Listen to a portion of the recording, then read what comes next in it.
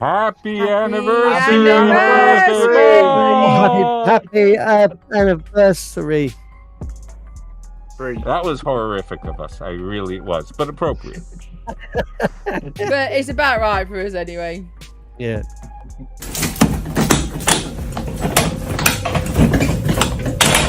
Well, happy birthday. You're next. Hey everyone, just wanted to say happy birthday to the Horrific Podcast channel.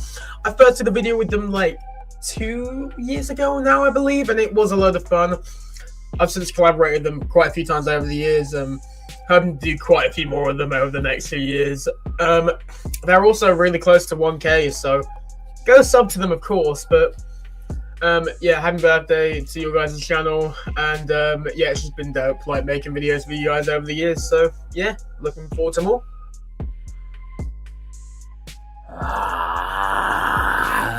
Happy birthday, Horrorific. 5 years, wow, what a fantastic achievement. Congratulations, I've had a blast working with you and doing different things, and I hope to have 5 more years of it and longer. Well done. Hi, it's me, Michelle Schwartz, and I'm here to wish a very happy 5th birthday to the Horrorific Podcast. I discovered the show toward the end of last year when I saw the anthology call for Horrorific Tales Volume 1, and the rest is history. I'm so honored to be in Volume 1 Hauntings with my story Rosalia, and Volume 2 Cryptids with my story Where Lava Flows. Thank you so much to Colin for giving my stories a home in these books. I cannot wait to write more stories. I'm so grateful to be part of the Horrorific family, and I cannot wait to see what's next for the show. Hey everybody, raise your glass of blood for the Horrorific Podcast's 5th birthday. So thank you to the podcast and Colin for popping out so much content, more than many of us can probably keep up with, which is super impressive. All you horror fans out there, give them a like, give them a share, give them a subscribe. Show you a couple of books that have just come out this year alone. So Volume 2, Cryptids, Horrorific Tales, 11 stories in this one, and you know, beautifully laid out. Oh, maybe this one's got 13 stories, sorry. Beautifully laid out. Look at this, get a little picture before every story, so you know, sort of captures the mood there. Really neat books. Tales Volume 3, Serial Killers, similar kind of layout and feel and everything. Some really cool stories. So happy birthday, brother. All you horror fans, give him a share, give him a like, give him a subscribe if you haven't, and all the best. Hope to see you again in another 5 years for happy 10th birthday. Hey, Eli Beals here from the Exit Life Podcast. I just want to wish a happy 5th year anniversary to the Horrorific Podcast. Thanks for having me involved. It's been a blast. Hey, Colin and Horrorific Podcast. We were just sitting here planning our next podcast, and wanted to take a moment and wish you and the rest of everybody over there at the Horrorific Podcast a happy 5th birthday. Happy birthday, buddy. Here's to many more, and thank you for all the help you've given us. We definitely wouldn't be here without you. We owe you a lot. So, I'll be raising a glass to you tonight, my friend. Happy birthday, guys. Happy birthday. Happy birthday to Horrific Chats. Thank you for having us on your show, and thank you, Colin, for everything you've done for us. Hi, Crazy Chris. I want to wish you, Colin, Cameron, Del, and Flea, and the Horrorific Podcast a happy 5th birthday. Hey, Colin, and the crew at the Horrorific Podcast. It's your 5th birthday. Happy fucking horrific birthday to you.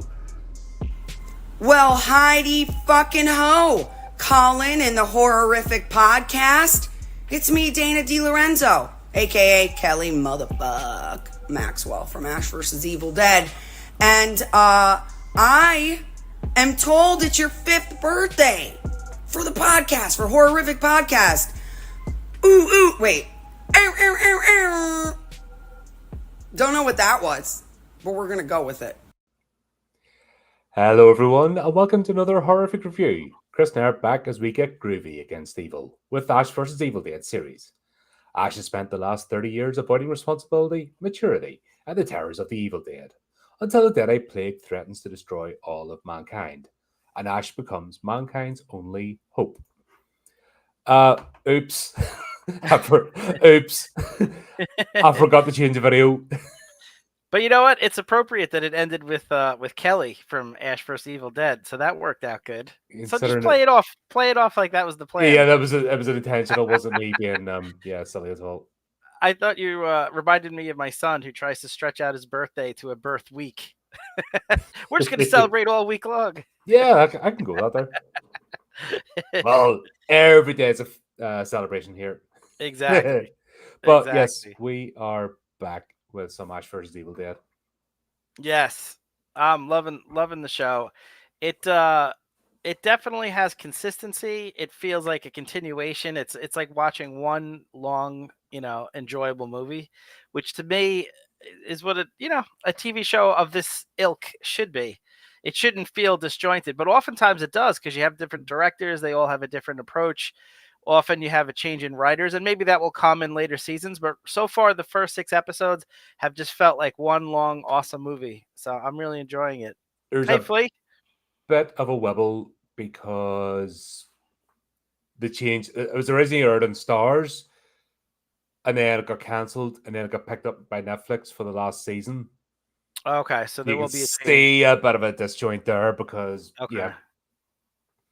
they were told, "Oh, quick, wrap this up," or do this. Oh no, we're not continuing, and then we are right and stuff. Yeah. But we got a ways to go before we. But still, I'll put my hand. I can watch this series over and over again. It's so hard not to just binge the whole thing again. Yeah, it's so difficult just to stick to 2 episodes. Oh my gosh! Every time it finishes, I have to stop myself. No. And to me, the funniest part is that the entire show's premise is based on him having to fight this evil that he himself released in the first episode for good reason other than he was trying to impress a girl. I just think that's the when he was baked. I just think that's the most hilarious idea that all these deaths, all this horrible things that have happened, all stems from that whimsy of a premise, but hilariously done. But it kind of makes sense as well. Oh, it does. Yeah. It's great. Yeah, but the host. This basically, we find out what happens. Obviously, Kelly's been possessed by Elagas, and she's trying to stitch up Ash. We're kind of seeing where this is going, and it's getting closer for a bit. Yeah. I was. I liked when El Brujo, the uncle, was like, we'll have to do a surgery, but you won't feel a thing other than you'll have no emotions and your manhood will be cut off, something like that. And you just kind of going, you can sort of feel it like yourself. It's brilliant. Yeah. That was very, very enjoyable. This first episode, I don't know which of the two I like better. The first one definitely felt it had a great storyline. The whole part of Kelly being possessed was extremely enjoyable as a still relatively young, healthy male. So, I thought she acted it brilliantly. I love the way that shows range, doesn't it? When you have a character just flip, like which is being Elagas, she does change. Yeah. You can, even the body movements and physicality and stuff, like she puts on a different one for the Elagas character, and it works. And the actress said she would be watching the podcast, so she could be watching this now live or after the fact. It better be nice to her then, eh? Yeah. But even if she wasn't watching, no, I thought she did a tremendous job. Yeah, it definitely felt like a different person. You definitely felt the that the demon was the one talking, and not like the actress pretending to be the demon, which takes you out of it. It did a good job for this type of a show. I think the acting and has been very top shelf. Yeah, that's the thing. Anyone else on board? Yeah. I hate because the danger of this would be, of course, just be the Bruce Campbell show. If that makes sense. You know, I'm the lead. Nobody else can dim my light. And you don't get that at all. Yeah. I agree.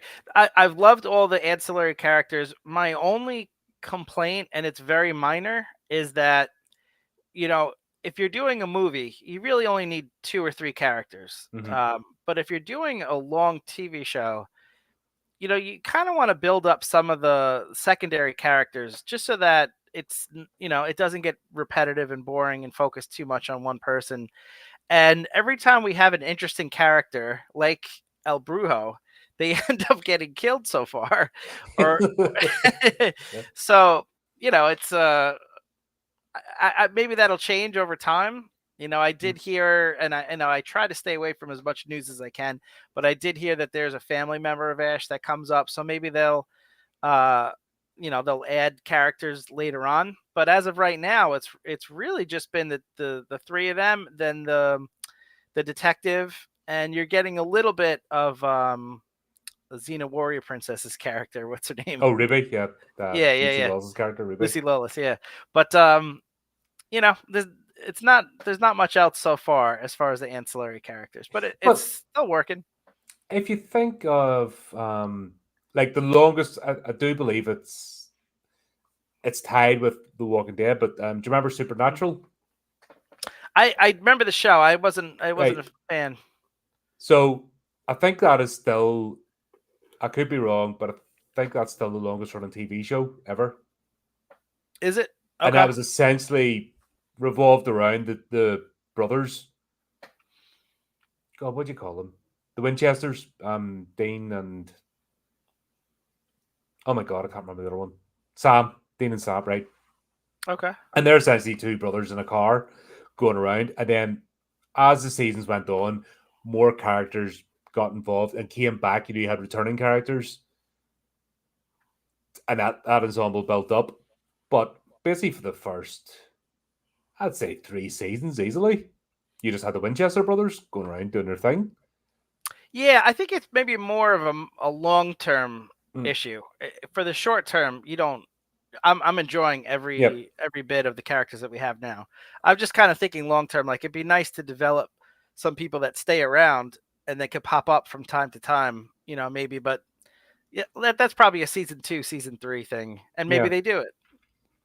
But even though that's part of the joke, like every time you encounter someone, you're doomed. You know what I mean? If you're not part of the ghost speeders. That's true. That's true. But you really have to feel for Pablo in this. That poor guy, his balls are blue as icicles.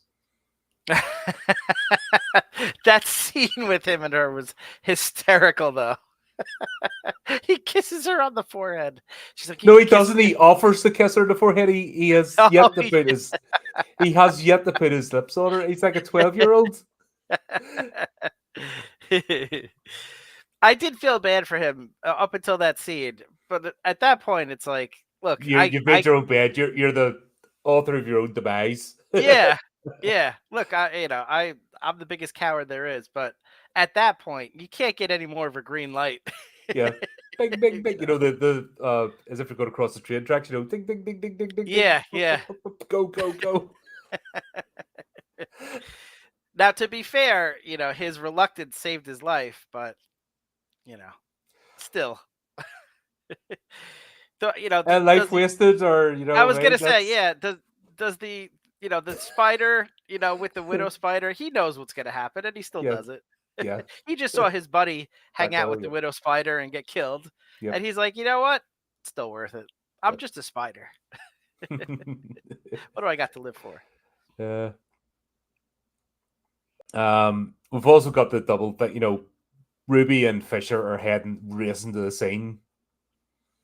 And Ruby's just getting a crash course introduction to demonology and the Deadite world. Yeah, which is a good way of giving us some exposition, especially for fans who hadn't seen the movies and they're just picking up the TV show. Mm-hmm. So I thought it was a fun way. That was definitely the B storyline, and you wanted to get back to the A storyline, but but the balance was perfect. It was like 75% a storyline, and they only mixed in those driving scenes a little bit. So I thought the writer and the director timed it, perfectly. Yeah, it's one of them. We know it's convergence. We know what it's all aiming for. Mm-hmm. And this is a fast-paced show. Let's be honest. It's not. There's no hanging about. There's no wasted time, really. Yeah. And I think those bits of the breathing space, if that makes sense. Yeah. So we've got the pretty intense scenes with the Brujo, Elaga's, Kelly being possessed. So to give us a little break, then we're having Ruby being brought up to speed, and once again, it's a clever way to use exposition. Yes, exactly. Like you said, people who haven't watched the movies or maybe checking this TV show out and don't know what the hell it's about. Yeah. And that's what it's about. So yeah, I'm not opposed to it. I like the way she described it though. Yeah, you know what breathing is? The transfer of oxygen from carbon monoxide in lungs, blah blah blah. Yeah. Did you know that when you were a baby? No, but you still breathe, didn't you? Yeah. Well, just breathe. That was so cool. That was like really clever dialogue. That was a great line, and it's like a fun, esoteric way of telling the audience, like, don't overthink it. Like just imagine that. You don't have to know exactly how the demon world works. Just like breathing, you don't have to know how breathing works in order to breathe. You don't have to know every aspect of it. Just to appreciate the fun, appreciate the story, and it's 100% accurate. Yeah. Yeah, just have a laugh and go for it. Yeah. Luckily, we don't know anyone that overthinks these things, do we? No, that never happens. Yeah. Yeah, and also I think we need a break as well from Pablo just digging himself a hole.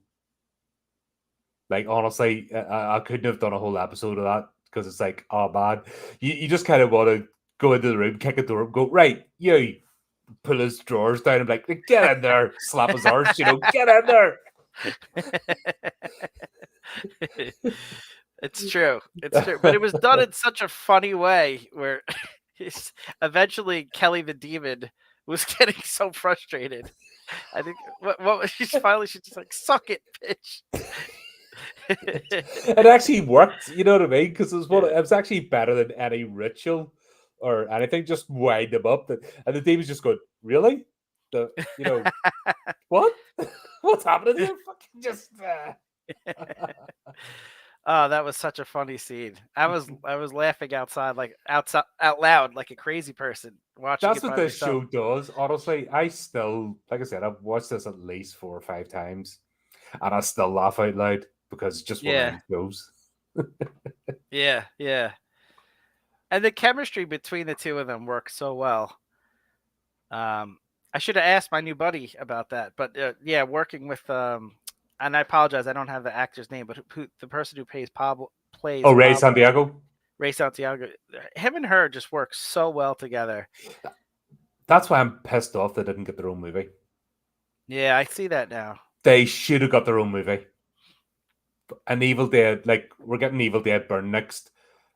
If they do female Ash again, I don't know what to say.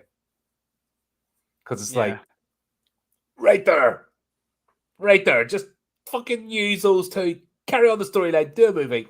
Fucking Yeah. No, it's true. I see it now, and Bruce Campbell is still the heart of the franchise, but he could just make a cameo in it, and you could have an entire movie of the two of them, and or just I would watch it. I'm not going to obviously spoilers, but the way this ends, every opportunity. Okay. And I'll leave it there till we get there, and then you can tell me your thoughts. Okay. But yeah, there's every opportunity to sort this, and keep it going and keep it within the whole framework. But c'est la vie. Like in the Evil Dead Rise, Bruce Campbell did a cameo, but he was on a voiceover and a record when they played the records. Okay. Have you seen Evil Dead Rise yet? No, I saw it was your review, or I think Cameron's review with Adam. on it, so I know I've heard reviewed it on here. Yeah, I probably saw your review, so I feel like I've watched part of it just from that. But no, I haven't seen it yet. Yeah, I mean, Bruce Campbell did a cameo in it. Like, you missed it if you're not looking for it, sort of thing. Yeah. But same as the Spider-Man ones, you know. Yeah, he was great in those. Yeah, that's great. It's just every time he does a cameo, and if you know, you know, sort of thing. Yeah, the ring announcer. Yep. For Sam Raimi. Yeah. The usher at the the usher theater and the restaurateur. Yes. Yeah. I think it was even in the Doctor Strange Sam Raimi movie, Multiverse of It's Madness. an end scene credit, but it did not make any sense. I thought he was like a hot dog vendor. Yeah. Oh, that was at the end scene? Yeah. Okay. It was an end scene credit. I haven't watched Doctor Strange, but I saw it one time and it's somewhat forgettable. Yeah. Yeah, I lost Yeah. interest. Like I said, back in the day, Sam Raimi's Spider-Man was just like, especially too with the full horror scene like that. Dr. Octopus hospital ward scene, pure Raimi. That was great. Yeah. He's got such a unique style, and I always say that there's only a handful of directors that you don't even have to see who's directing it, and like 10 minutes into the movie you're like, that's this person, because so many directors just stick to generic shots, the ones that everyone does. You have two people in a scene, so you have a certain angle, and then you have a close-up, and then you have an establishing shot. There's like a certain pattern that you see over and over again, and it's familiar and it's fine and it does the job. It sets the scene and you're in the mood. But there's certain directors that their style just stands out, and to me that's so impressive in a medium where it's almost like a painting. The fact that you could look at that painting and say that's that artist, it's just so unique. It's really special. Yeah, and that's it. As long as they stay, like for example, Raimi, he's able to go into the superhero genre and just dial it back enough that it works. But also, he did a terrible one. Like Spider-Man 3 was. I argue the first half of Spider-Man 3 was fantastic. If you watch it, there's like a deviation point. Yeah, it just gets terrible, where it's just too much. It's like, let's team up and fight Yeah, but the whole once again, it's all about MJ and like, oh, let's break them up. Instead of letting them just have the relationship. Yeah, and there's plenty going on, but it just got too busy. But then I don't think that was him. I think it's once again studios are, don't forget the director is, is given the material to translate, to do the best they can. Yeah. But if you're getting, I think we know this, there are a lot of terrible directors out there. Let's not be wrong. And it doesn't matter what they're given, they'll turn it to shit. But yeah. When you see somebody with consistent style, etc., and then you see something that gets something's going in the background. Right. But yeah, that's not this show. This show is, even when it has a wibble due to the changing over of networks, it's still Ash versus Evil Dead. But yeah, okay, I'll look for that when we get to that season 3.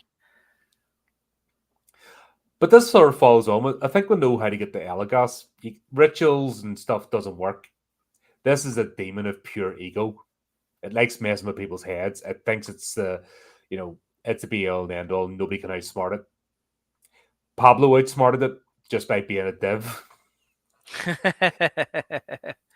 And then Ash decides, yeah, everyone's tried everything, and holy water and this water and this symbol and that symbol and shaking things at it, and it doesn't work. And Ash just goes straight to, yeah, come on, have a go. If you think you're hard enough, let's go. That's it. Yeah. It's a fun concept if you think about it. Like, demons are, primarily from the medieval times and stuff like that. Like, no one had a double barrel shotgun. Maybe that would do it. So I like the concept of like, yeah, I'm just gonna shoot this thing. Well, back to Army of Darkness. Yeah, this is my boomstick. yeah. And what was the line he says? Like, no thinking, more shooting, something like that, or Shoot first, think never. Shoot first, think never. Pretty much like the U.S. military. That's the creed, the training manuals. Hence all the friendly fire incidents since 1991. Thanks, fuckers. I didn't do it. Oh, fucking somebody shot at one of my fucking squad. No, I wasn't there. You know, they went up the Fallujah. The fuckers that sent the section up. I think we were back down in Basra again. Fucking, and sure enough, they got shot at just right by Fallujah. It's like, who the fuck shooting at them? Get it back. Yanks, like, fucking shoot back. I'm like, I want up there. I want to fucking go. I want to bastards. Slap them around a bit. To be fair, we were probably aiming at like a bird or something. It was not. I'm sure it wasn't you. It's like fucking. We have a lot of ammo, man. We gotta use it. We don't have to go to waste. Oh, sell by date. Which ammo does, by the way, it does have a sell by date. Oh, really? Yeah. You have to. It doesn't matter what it is. Like you can always tell when it's coming up the end of ammo season because you're on the range. You just. How long does ammo last? Because this would affect. That is a good question. I think you have 2 years or something on a box. Oh, that sucks. That affects like all my like dystopian future movies where they have to find ammo left from generations ago. That's a silliness. That's the thing about as well people stockpiling and stuff because it's like but your stuff's got to go fizz pop and light or even worse. Because it doesn't matter whether it's rounds or rockets or stuff. Like the only good time with this is because when you're firing shit through your rifle, you have to clean the rifle afterwards. You know it's going to be minging and take you hours because But when you've got things like laws and anti-tank weapons and all that need to be fired off, it's like woohoo. Yeah, someone ruined for me the fact that like gasoline or petrol, as our international friends like to call it, that's only good for like 3 or 4 years if it just left it's just standing. a vapor. Yeah, so like if you look at all these movies or TV shows like The Last of Us or what's the one with Will Smith in the future? I Am Legend. I Am Legend. Yeah. If you look at all those, Watch Omega Man instead with Charlton Heston, much better. Okay, but there's a lot of those movies. I love those dystopian futures. Did you just say okay as if I know? Did I just hear that right? Have you not watched the Omega Man with Charlton Heston? No, I oh have my not. good fucking god! What sort of nerd are you? Consider it horror to squeeze it in here. That is one of the classics. Look, he's so ashamed his camera's even broken. You've frozen. His internet's died of shame. Yep, look, he's just died of shame. Look, what can I say? Oh my word! Imagine not seeing that is a classic. Yeah, Flea, we have talked about it. Yeah, that's one of the movies. If you haven't seen Omega Man or the original Poseidon, am I back? Yeah. I thought you froze me out once I said no. No, you did it yourself. It just died of shame. I said, if you haven't seen the Omega Man or the original Poseidon adventure? Yes, of course. The Poseidon, that's the one with Neptune and all the fish. Sure. Yeah, it's a great movie. Someone's getting their nerd card taken off them. I'm serious. That's shocking. Dropping a strain or not? No. Okay, right. You only watch the Starship, don't you? Look, man, my time is filled up with watching important shows like the Great British Baking Show. I mean, I don't have time for all these great movies.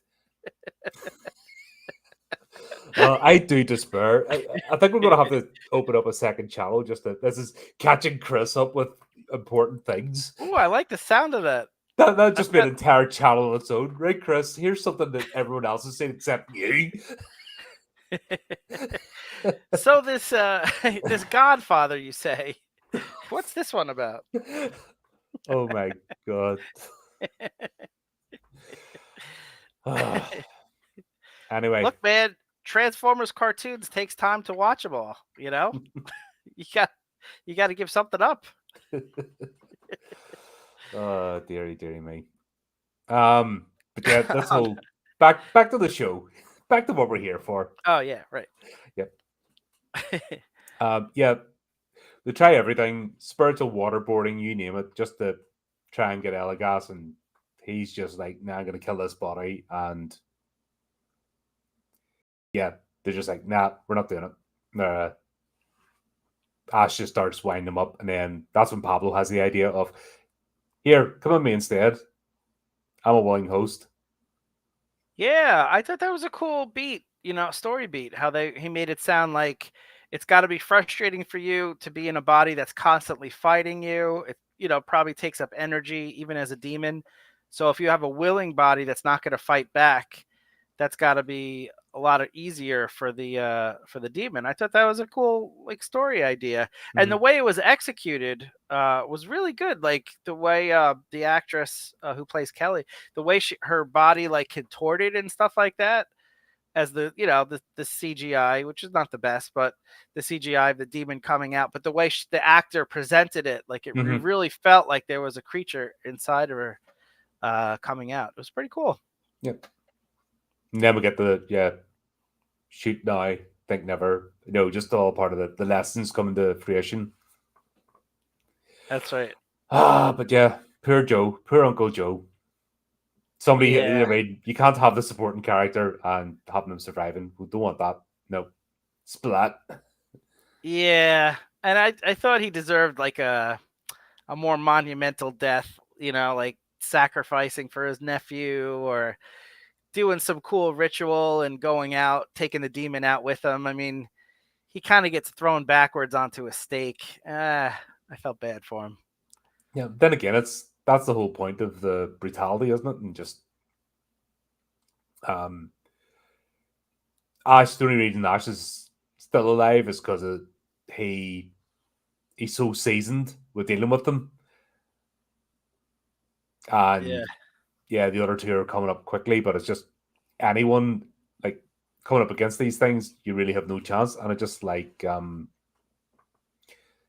think that just brings it across that you don't mess with these things. It's not a happy ending. It's not a joke. You're going to die. Yeah. And if you do die, there's no chance you're going to stay dead. You're going to get reanimated and used, and you're still going to be rattling about in there. Yeah, yeah. I like Flea's comment. I have a pain in my spleen all of a sudden. I just think he's talking about your general lack of movie knowledge or experience. I think he is too. Yep. The funeral bit at the end is quite cool, burning his body and just that scene, or even with the Bruja and Pablo making peace with each other after all this, and Pablo understanding, he shouldn't have run away, but then Joe going, well, maybe you should have. This is part of your journey to bring you back. You had to go out and you had to find the Jefe and bring him back. Yeah. Yeah, it was a good scene. It also got me thinking, what is the proper way to, dispose of a body in this world where the demons can come back? Is it burning? Is it the cross like they referenced? Is it, because it seems like none of them are really 100% effective. Yeah. We need a manual on this. We need to get down to the bottom of. Well, there is a manual. Pamphlet? That's kind of the whole point of the show. That's true. And the manual does flip to the appropriate page when needed. Who has time for that big manual? I need a pamphlet. But then the manual also lies to you, so it might flip to the wrong page and not the one you need, the one it wants you to read instead. Yeah. Yeah, if the book of the Damned tells you the proper way to dispose of a body is to arm it with knives and draw a pentagram around it, it's probably not looking out for your best interests. You might be getting sold a Whopper. Yeah, exactly. Exactly.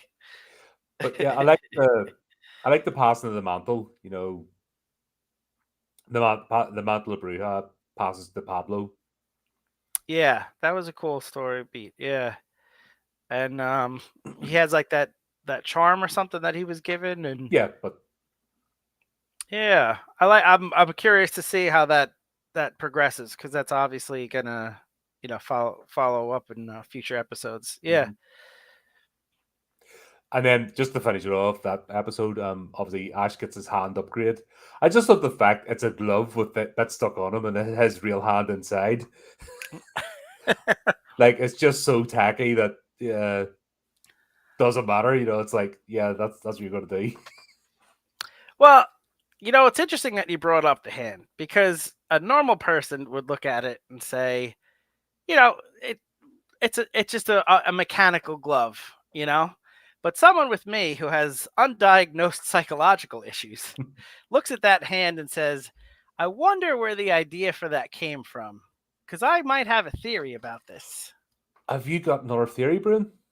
I did. Plus, I missed a spot when painting my ceiling. Right there. I guess we'll do it then. Yeah, let's do it. It's a theory. It's a Chris. It's a theory. Chrissy Chris. Chrissy Chris. Chris's crazy theory.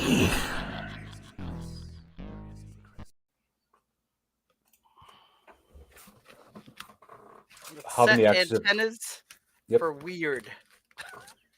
Oh God, I've got all walking. There we go. That's better.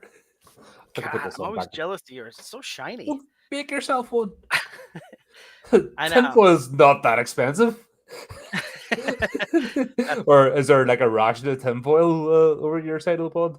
Yeah, we ran out of toilet paper, so we've been using that. Let's just say it's not as effective. No, that's. Ooh.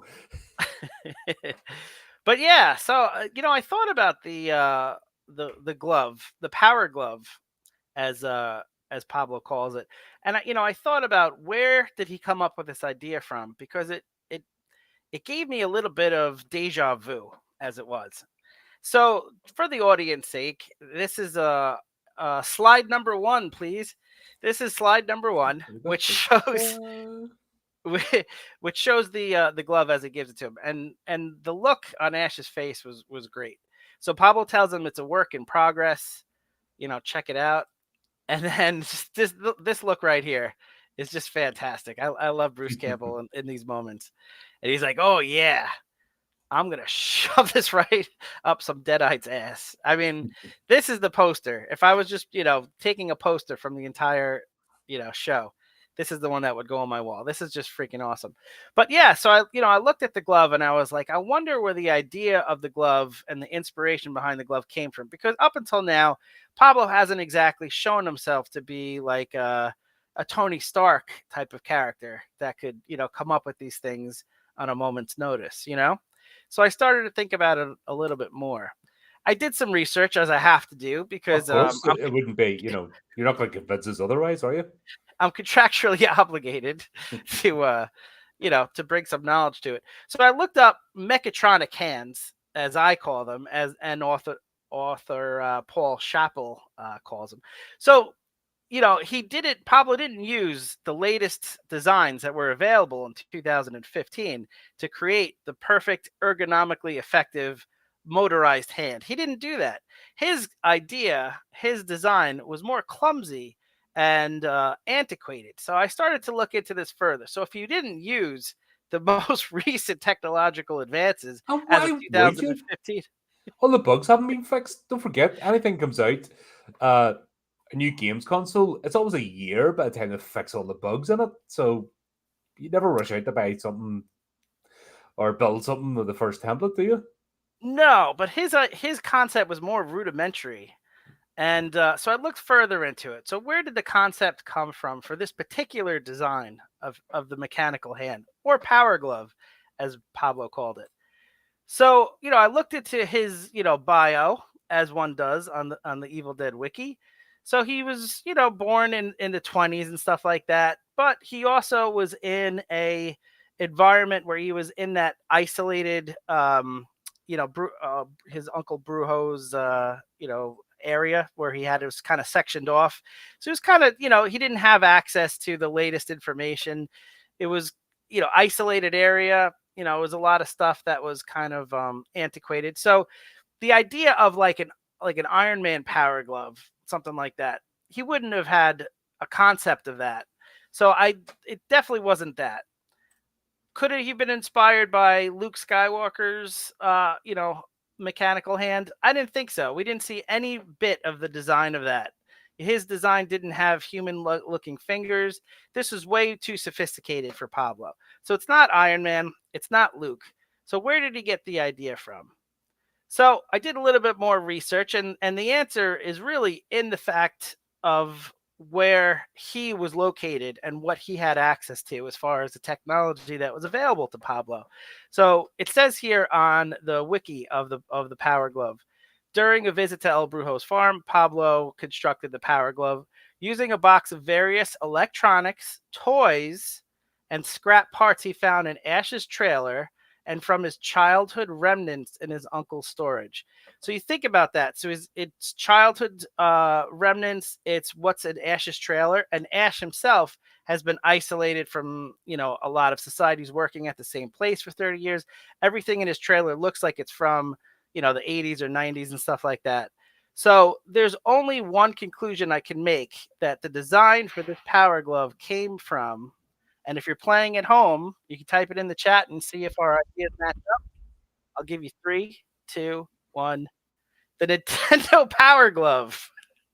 This is the only reasonable conclusion of where the design came from. Now, here's an example of a kid that I wanted to be in the 90s. This kid probably pulled so much. He got late every other week. Yeah. Look how cool that kid was. But yes, this is clearly where the design came from. So Pablo built Ash's mechanical hand using parts and inspiration from Nintendo's Power Glove. There's no other reasonable conclusion, and I am clearly a reasonable man. Absolutely. Makes sense. Does it? Absolutely. Oh. All right then. There you go, folks. It's a theory. It's a Chris. It's a Chris. Chrissy Chris. Chris's crazy theory. It worked all the time. Yes. Get your copy now, folks. Get it. Do it.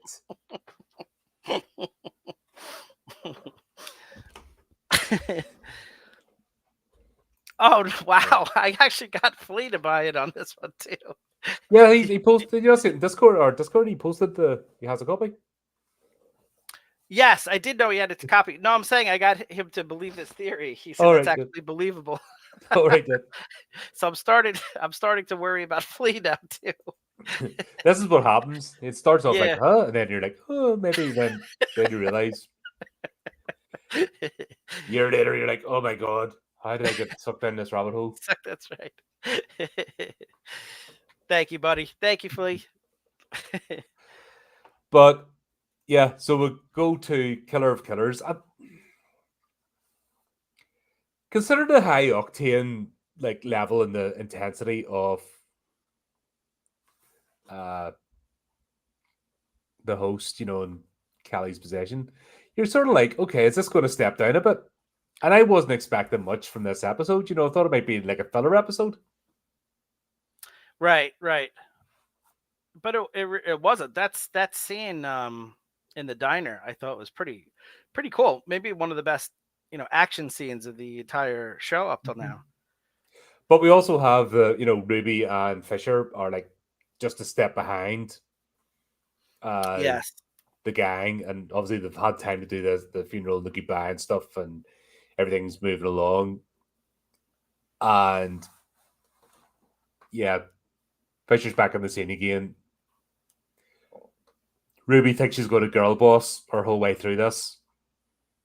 She sends Fisher away so she can do the real investigating and get answers. Yeah.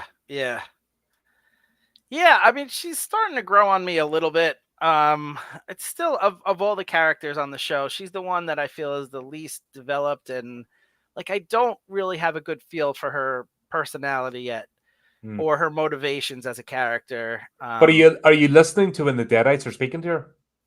Yeah. That's the thing. Are you listening to when the Deadites are actually speaking to her? Yeah. Yeah. And the fact that every time they go to say something, she's cutting them off, literally by cutting off their heads or shutting them up, basically. Yeah, that's true. That's true. Yeah. That's a good point. Ruby obviously has her own agenda. Yeah. No, I misspoke. This is the closest we're getting to it, and I think they're holding back deliberately till they get the reveal. Yeah, no, I misspoke. I meant the detective. Fisher, right?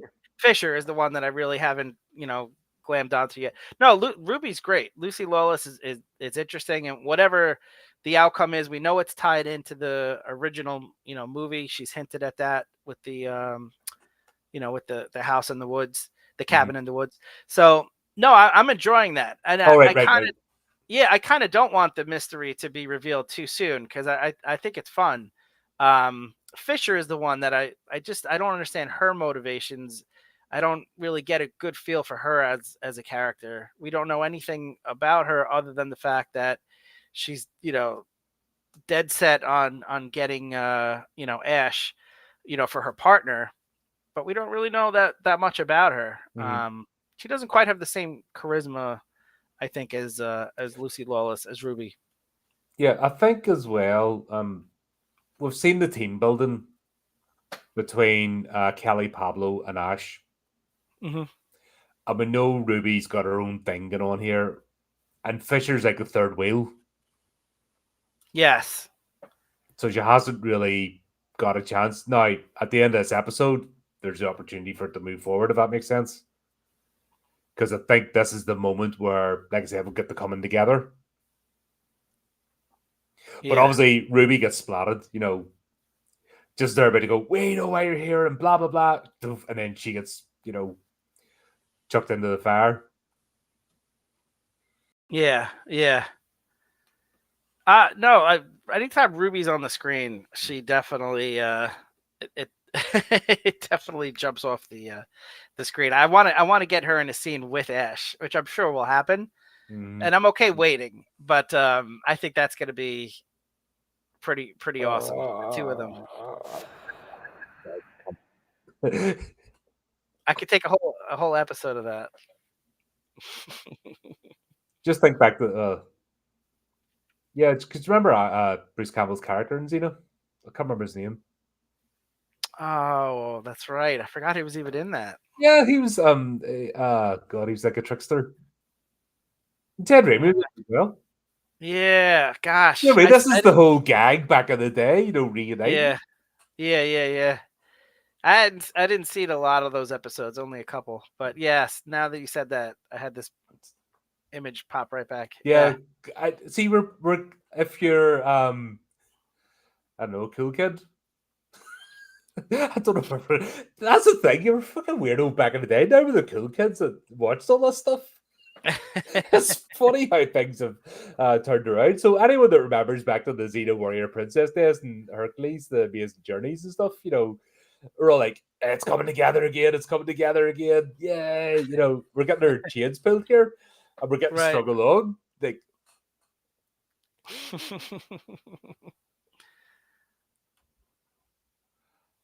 what? Oh my god! Sorry, Shenanigator.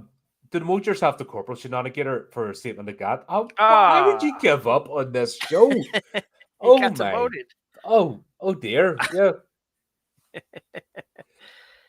Yeah. Well, if it makes you, if I can't say anything because I hadn't seen it in the first place, so yeah, but your nerd card's revoked anyway. That's. Oh man, I'm not cool enough. I'm not cool enough for the jocks. Where can I go? Got no place to go. Yeah. Was it? I think I can tell you, probably between season 2 and season 3, because of the whole Stars thing cancelling and then Netflix picking up. It's probably around about then because there was like a year or something where it just, we didn't know what the hell was happening. And then Netflix picked it back up for the final season. So it might be then. And if that's the case, I could forgive you. Make yourself a Lance Sergeant. But Sergeant, I think what Colin is saying is probably true. It has a lot of replay value, as a good anything that has good comedic timing and has good story beats and good acting. Those types of things you could watch over again. There are certain types of shows I feel like Lost would be an example. I feel like that's not one you would want to see a second time. Like that's more based Barely on wanted to watch it the first time. all right. But I feel like shows that are it was based all a on dream. Fuck off. But I feel like shows that are based around like a mystery or based around Jar Jar Abrams could shove his mystery boxes up his hole. Dick. All right, so you're not a fan. I'm guessing, but yeah, there are certain shows that you kind of see them once and then you're done with. And then there's shows like this or Firefly, or there's certain things that have like a bunch of different elements to it that just have a lot of replay value. I'm guessing. I mean, obviously this is my first time, but from what you're saying, we've seen the show 3 or 4 times and are still laughing, and I get that feel from it that it's definitely one to pick up again. So Sergeant, I hope you'll join us if you watch some of them and then watch the reviews. You could watch along and comment with us. That's why we post these ahead of time so people can know what we're watching, so they can yeah. join in. Yeah. But yeah, so now Ruby's got splatted. She's in the fire. Ash's hand's done a runner. It's away. And yeah, Fisher's busy, right? She knows the trailer and that's away, so she's going to try and catch up with him. The race is on. Yeah. What'd you think of the... Yeah, go ahead. No, go ahead. Go ahead. I was going to say, what'd you think of the part where she calls for backup? Or calls the sergeant or the whoever's the chief, the police chief, and he's like, "Stay there, don't do anything," and then he comes alone. That told me like maybe the police chief had already been turned into a deadite. See, if he didn't come alone, it would be to arrest Fisher. And I think he still believes in her. Oh, I didn't look at it that way, but that makes sense. He didn't want her to get in trouble. If he brings all the cops with him, then she's getting arrested. And he wanted to give her one more chance. So that's why he came alone? Yeah, something like that, to try and talk her off the ledge, so to speak. I like that. That adds a lot to that scene. Okay. Like if you were in that sort of profession, you knew somebody like decades and trusted them, and all of a sudden this thing happened, and you're like, no, that's not them. Especially she's a by the book, straight laced. Like there has to be something serious for someone like that to go off the reservation, so to speak. Yeah, I like that. We're gonna file that in Colin's reasonable theories. I do have them sometimes.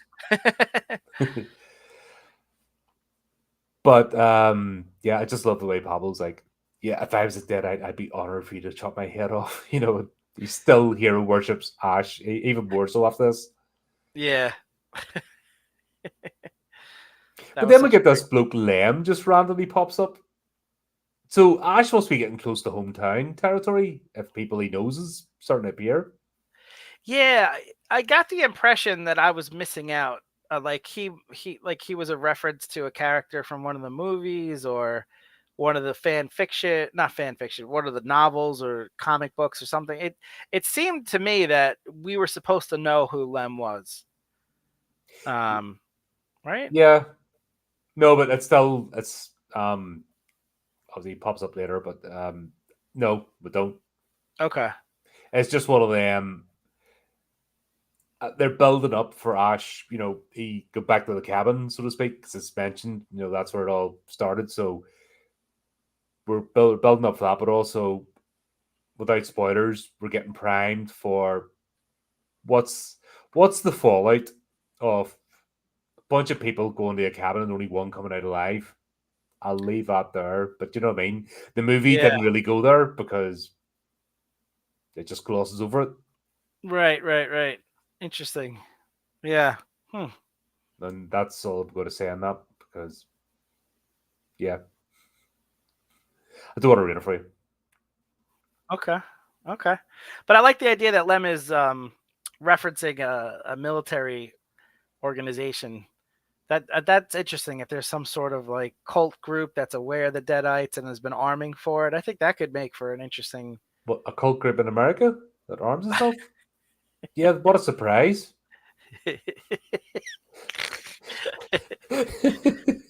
Look, man, we have a lot of Kool-Aid. Who's going to drink it? Someone's got to drink it. Yeah, but that's it. We're sort of going, what? Why is he getting popped in? And then we basically get the wood scene with Cheryl. You know, was it Cheryl? Yeah, I think it was Cheryl. But with Lem this time. Oh yeah. That's, you know what I mean. It's also almost like, oh right, it's happening to Lem now, and he's getting chased. Yeah, I love that. That's the classic Evil Dead, the low camera going through the woods, shot. That's iconic. If you see that shot, that's only Evil Dead. You know? It could be nothing else. Nobody else ever come up with that. Have you ever tried playing as the Kandarian demon in the Evil Dead game? I never played the Evil Dead game. That game is hard as hell. That game is super hard. I mean, and it's hard playing as one of the characters, but you try and play as the demon and try and control that thing. It does. It's just free range. You're up and down and all over the show. That is freaking hard. Yeah. After the show, I'm like, I got to get this game. I just definitely. It looks. Yeah. Absolute torture. It's just hard. Even the single player missions you think would give you a chance. No. Game just smacks you like. Yeah, and of course, does Kelly not know that Pablo's madly in love with her? Really? She doesn't have a clue? Yeah. That's gotta be. Even if you take away the parts where they were in the room together when she was the demon, because she doesn't remember that. Mm-hmm. I mean, how obvious is like the love hearts are going. Yeah. Every time she walks in the room, and she's not seeing it. Yeah.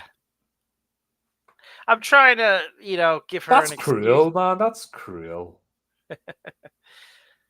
Yeah, I'm trying to give her an excuse because, she lost her parents and her whole world is upside down. Maybe she's not kind of aware of what's going on around her, but it is pretty obvious. Yeah. I can't do mental gymnastics to give her an out. No. Yeah. Maybe it feels like kicking a puppy, letting them tell them no chance. She's trying though, you can see it. You're like a little brother. Oh, I'm glad that didn't happen. That would have ruined something special. You know what I mean? Like she's trying to do it gently, and he's just it's so awkward, isn't it? It's just like oh. Yeah. And then if it did get it on, it would be weird. You know what I mean? You don't want them to get it on. You just want something else to happen because this is tragic. Well, that's why that scene was so great in the previous episode, because it got as close as possible to the comedic extreme of him kissing her forehead and her giving him the green light and him not knowing what to do. I mean, just hysterical. Yeah, it's like a dog chasing a car. Like, wouldn't know what to do if it caught it, sort of thing. Yeah, exactly. Oh, dear. Exactly. But, we'll get this scene in the diner, and God, talk about attacking pancakes. What them pancakes ever do? My goodness. Like that's my nightmare. I mean, pancakes are my best friend. Yeah, those pancakes are massacred. Yeah, no, the whole diner scene was fun. I felt really bad for the boy in the bathroom, and I know, like, this is the type of show that you're not supposed to care who gets killed because it's all done in a fun. It's comedy, way. You know what I mean? It's cartoon. It's comedy, yeah. Cartoon violence. But I don't know, for some reason, the fact that it was a boy that was like scared, he's just trying to take a shit, and all of a sudden this all going on around him, and you're like, just run out of there, like, you know, that's what I'm saying to the screen. And then he tries, and then he gets thrown into the fan. It's I don't know, for some reason that was the first death of the entire show that I felt like a little bit bad. I felt bad. Just unnecessary. But then again, these are evil demons, so you have to see the fact that they're evil demons. You know, that's what I know horror does. It doesn't shy away from that stuff. That's the difference between horror and other genres. Yeah. I mean, but there was other genres, the kid would not even be remotely in danger and all be fluffy and safe. But yeah, not horror. Horror doesn't do that. Yeah, but even in horror genres, like I feel like there's always been like dogs and kids always seem to have like an out. No, and it's not always, in this. No. But Ash getting dumped in the pisser, like in the urinal, like, oh god, I smelt that scene. Almost tasted it. It was like, oh god, no. You ever been to the bar, you know, or something that's got one urinal that hasn't been cleaned properly, and you could just, it's been used all night, you could just get the waft. Yeah. Gag or something, and you're like, oh, I smelt that scene. Oh my gosh. Like, that was some set building, let's be honest, because that looked authentic. Oh, absolutely. And I loved all of it. I love the waitress, her husband, the cook. Yeah. Just the fact that that Ash is trying to get out of paying, and he's like, "Meet me in 3 minutes." $22, you know what I mean? You're like, but I think that's all part of it. That's the whole part of playing on it, isn't it? The tragedy of his character. Yes, as tough as he comes off as, and as much bravado and success as he has, you know, he's a fantastic monster killer. Or killer, as he says it. I kill killers. As successful as he is, he's still broke. He still strikes out with women more often than not. Yep. But it doesn't affect him. There's like this eternal optimism to him that is so infectious. You know, like I always like a character that's not self-aware. You know, because there's just something fun about that. Because I think myself, I'm overly self-conscious a lot of times. I think that's what makes the character inspiring, is we all need a bit of that. Yes. We all need a bit of that, just not giving a shit. Yes. And just going for it. You know, that's the difference between not trying something and trying something, you know, and talking yourself out of things. It's that whole, fuck it. You know what I mean? Not even, I'm awesome, I'm going to do this. Fuck it. You know, just crack it on.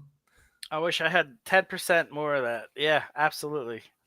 Yeah, but we all do. That's the thing. Taking it to that extreme, nothing's ever going to beat you down. Like, people like that are always happy, just cracking on with life. And it's the moments of self-reflection you see the sort of, oh, right, you know, you never want to see that with Ash. You never want him to have that moment and come crashing down, because that'd be the end of his character. Right. 100%. Yeah. And even in this society where it seems like we like to build up people and then knock them down when they get too full of themselves, I don't think anyone feels that way about Ash. Like, no one wants him to fail. No, it's just one of them characters. Yeah, anyone watching the show, I feel like, even the trolls on the internet that like to bash everybody, I can't imagine them wanting this character to be taken down a notch. Like, he's great the way he is. Yeah. Once again, we need that. We do need that in the world, because if not, the world will be miserable. The world is miserable, but this is escapism. This is the whole point of escapism, just to freaking get your head showered from the shite of the world for 45-minute episodes. You know what I mean? That's it. Yeah. Good. But this is where Kelly finally deals with their unresolved, like, everything has happened here. This is Kelly just going, I need some payback, and the Nazi Deadite has to be the one that gets it. As food slicer, like, just going to town, just letting it all out. I just love the way you've got Ash and Pablo just looking through the doors, going, just smiling, going, she needed that. And it was so funny because, like, the waitress didn't do anything wrong. No, but she she became a Deadite, so No, I know, but Yeah. but like a second ago, before she was a Deadite, she was Yeah. just perfectly a normal. horror- Yeah, Yeah, perfectly normal. But the fact that Kelly took all of her rage out on her was it was pretty funny. But yeah, to be killed by a deli slicer seems pretty brutal. yeah, like that. She was not going slowly. Yeah. And then the meat tenderizer, doof, doof, doof, just we've all been there. Have we? Oops. I'm gonna get knock, doof, black bag soon. Yeah. Did we just uncover some incriminating information there? If only. Not that exciting, actually. Because I mean, I want to get thinner, but I don't want to get thinner with the deli. There's different ways you can Ozempic or deli slicer. Yeah. I don't know which one's better than the other. I think One's a lot cheaper, that's for sure. What's does a deli slicer run these days? They are actually quite. Yeah, they are quite pricey. Are they? Yeah. Hmm. No, but anyway, I guess if you're going to get the ones that have the hand guards, but I like to live dangerously. I save some money by not having that hand guard and take my chances. Yeah, sure. Life's for living, eh?